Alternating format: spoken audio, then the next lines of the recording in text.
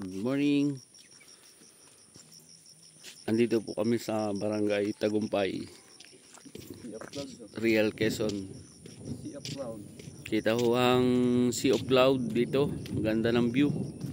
Dito naman yung parte ng dagat. Ngayon po ay meron kaming survey for relocation ng property. Hindi pa po natin na i-upload yun, pero meron na pong kukuha, nagkaroon ng interest doon sa lupa.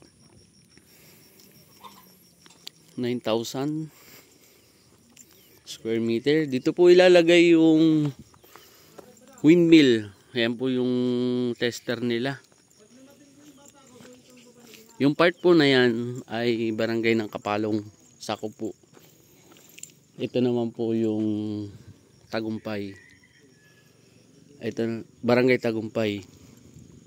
Ito po yung pababa ng National Highway, yung road na yan.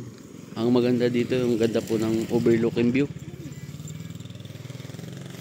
Dito daw po gagawa ng kalsada ang windmill. Ito, palalawakin to. Ito na po yung kanilang ECC. This 250 Real Windmill Project has been issued. Yun, meron na silang ECC sa DENR 2022 pa po.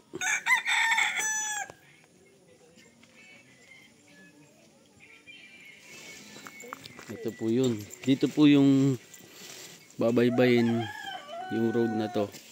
Lalagyan ng kalsada ng windmill. Ayan, may mga pananim na Marami pong nakakabili ng farm dito. Ang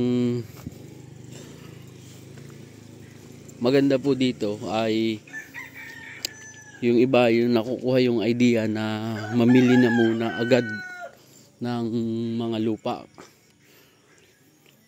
bago pa magkaroon ng mga kalsada ng windmill, kasi po magtataasan po ang presyo nito after na malagyan na ma-develop yung mga road ng windmill.